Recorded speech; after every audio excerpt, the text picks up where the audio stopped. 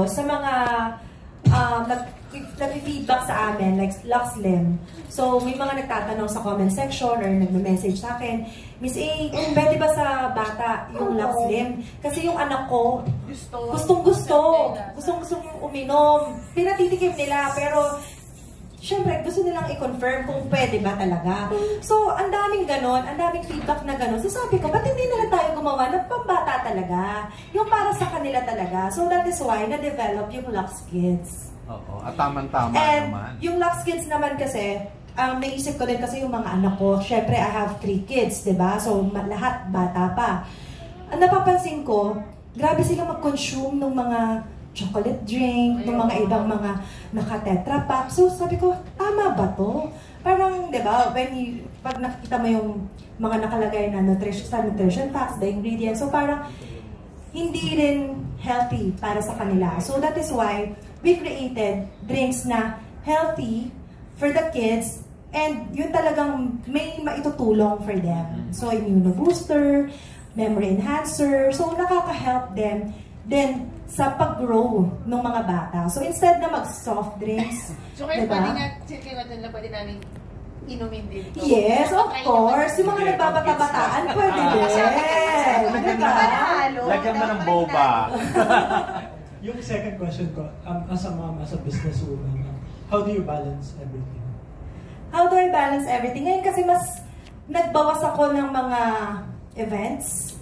Mas actually alam naman ng tao, napansin ng mga tao yan, mas bawas ako sa mga live selling, mas nag-focus ako also sa family.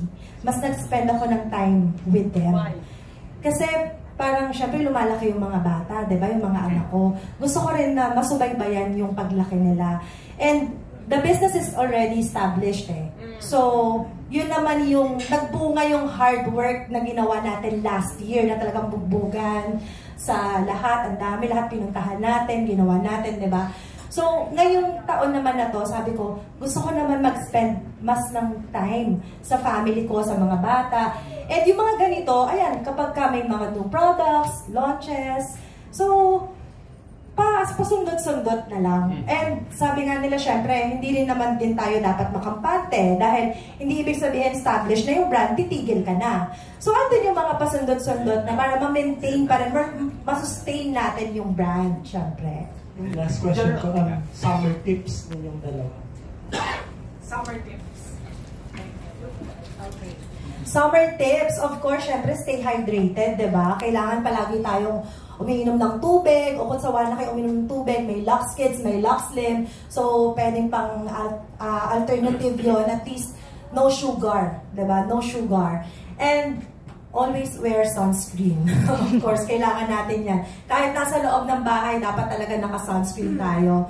And iwas lang din talaga na magbilad sa init ng araw. Kasi iba na talaga eh, di ba? Ang sakit sa balat ng init ng araw ngayon. Unlike before, na mas ina-advise tayo na lumabas. Di ba? Kasi vitamin D, eh ngayon ano na makukuha natin dyan?